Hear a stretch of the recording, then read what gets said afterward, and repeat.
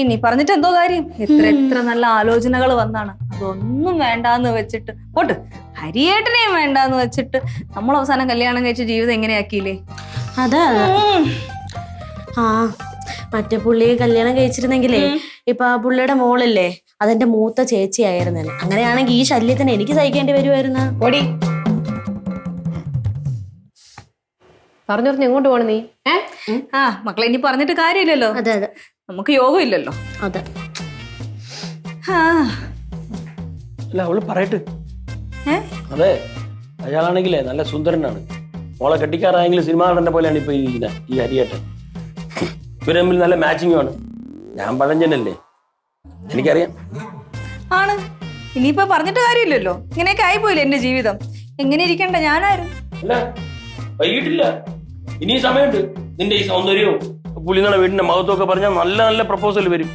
ആ നല്ല സുഖമായിട്ട് ജീവിക്കാം. വരും, ഞാൻ വേണേ മാറി തരാം. അച്ഛാ, ഈ അമ്മ ചുമ്മാ അച്ഛനെ ചൊടിപ്പിക്കാൻ വേണ്ടിട്ട് ഓരോന്ന് വിളിച്ച് പറയുന്നതാണ്. അച്ഛൻ ഇത് കേട്ട് എരി കയറുന്നത് എന്തിനാണ്? ഇല്ല മക്കളെ, അവര് പറയട്ടെ. അവരുടെ മനസ്സിലുള്ളത് തന്നെയൊക്കെ ഞാൻ കേട്ടത്. എനിക്ക് നേരത്തെ തോന്നിയിട്ടുണ്ട്. എനിക്കാണെങ്കിൽ വലിയ സൗന്ദര്യമൊന്നുമില്ല, വലിയ പണമൊന്നുമില്ല. അങ്ങനെ ആര് പറഞ്ഞു?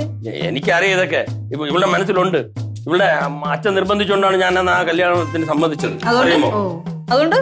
നിന്റെ മനസ്സിൽ ഇങ്ങനെ ഉണ്ടെങ്കിൽ നീ ഒരു കാര്യം ചെയ്യ്, വേറെ കെട്ടിക്കോ. ഓ എന്നാ പിന്നെ അങ്ങനെ ആയിക്കോട്ടെ, അങ്ങനെ തന്നെ ആയിക്കോട്ടെ. രവിയേട്ടൻ പറഞ്ഞതുപോലെ ആയിക്കോട്ടെ അല്ലേ? എന്തോന്നമ്മ രവിയേട്ടൻ പറഞ്ഞത് സീരിയസ് ആയിട്ടാണെങ്കിൽ ഞാൻ ഇപ്പൊ പറഞ്ഞത് സീരിയസ് ആയിട്ടാണ്. അല്ലാതെ ഞാൻ ഒന്നും പറഞ്ഞതല്ലല്ലോ. എല്ലാം രവിയേട്ടൻ തന്നെ പറഞ്ഞു. അങ്ങനെ രവിയേട്ടൻ പറഞ്ഞ കാര്യങ്ങൾ ശരിവെച്ച് തന്നേ ഉള്ളൂ. നിങ്ങൾ ഇങ്ങനെ അങ്ങോട്ടും ഇങ്ങോട്ടും എന്തെങ്കിലുമൊക്കെ പറഞ്ഞു തർക്കിച്ചോണ്ടിരിക്കാതെ ഒരു തീരുമാനത്തിലേക്ക് എത്ത്. എന്തോ പറഞ്ഞു? ഞാനൊരു സജഷൻ പറയാം, എന്റെ ഒരു അഭിപ്രായം. ഇപ്പൊ എന്തായാലും ഇത്രയും വർഷമായില്ലേ, 24-25 വർഷമായി നിങ്ങളുടെ കല്യാണം കഴിഞ്ഞിട്ട്. എന്നെ അമ്മയ്ക്ക് ഇനിയിപ്പോ വേറെ ആരെങ്കിലും കിട്ടണമെന്ന് പറഞ്ഞു കഴിഞ്ഞാൽ അതിനിപ്പോ നടക്കണ കാര്യമൊന്നുമില്ല. അതുകൊണ്ട് ഞാനൊരു കാര്യം പറയാം, നിങ്ങൾ എങ്ങനെയെങ്കിലും അഡ്ജസ്റ്റ് ചെയ്ത് അങ്ങ് ജീവിക്ക് അല്ലേ?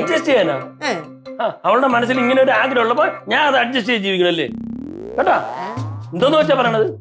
അല്ല, പിള്ളേരൊക്കെ വലിയ പിള്ളേരായില്ലേ, നമ്മുടെ അത്ര എത്തിയില്ലേ. അപ്പൊ പിള്ളേര് പറഞ്ഞത് കേൾക്കാൻ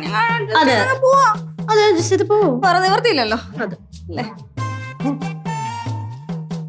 എനിക്കറിയാം നിന്റെ ഉള്ളിൽ ഇതാണ്. ഞാൻ മാറിത്തരാം, നീ ഇഷ്ടമുള്ളവരെ കെട്ടിക്കോ, എന്നിട്ട് സന്തോഷമായിട്ട് ജീവിക്ക്. അച്ഛാ, അച്ഛൻ എങ്ങോട്ട് പോകുന്നത്? രണ്ടുപേരും കൂടി വെറുതെ ഓരോന്ന് പറഞ്ഞിട്ട് അച്ഛനെ ഇതാക്കുന്നതാണ്. അച്ഛാ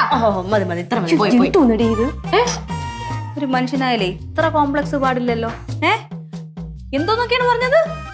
എനിക്ക് ഇഷ്ടം അല്ലെങ്കിൽ ഇപ്പൊ കളഞ്ഞിട്ട് പൊക്കോ, വേറെ കല്യാണം കഴിച്ചോളാം അല്ലേ? ഈ പ്രായത്തില് കല്യാണം കഴിഞ്ഞിട്ട് എത്ര വർഷമായി മകളെ? 14 വർഷമായില്ലേ? മക്കളെ കെട്ടിച്ച് വിടേണ്ട പ്രായമായി. ഇത്രയും നാള് മക്കളാണ് ഭാര്യയാണ് ജീവിതം എന്ന് പറഞ്ഞുകൊണ്ട് അടക്കുകയും ചെയ്യും. ഇതുപോലെ എല്ലാ അവസരത്തിലും കോംപ്ലക്സ് അടിക്കാൻ പറ്റുന്ന ഒരു ചാൻസ് പോലും മിസ്സാക്കത്തുമില്ല. എന്ത് ചെയ്യണം? എന്ത് ചെയ്യാൻ ഇനിയിപ്പോ പറഞ്ഞ കാര്യമില്ല. നല്ല ഫീൽ അടിച്ചിട്ടാണ് പോയത് അച്ഛൻ. കുറച്ച് ഫീൽ അടിക്കട്ടെന്ന്, അല്ലാതെ പിന്നെ എന്തെങ്കിലും എന്റെ കാര്യം മനസ്സിലാക്കിയിട്ടുണ്ട്. ഒരു തമാശ പറഞ്ഞതാണ്.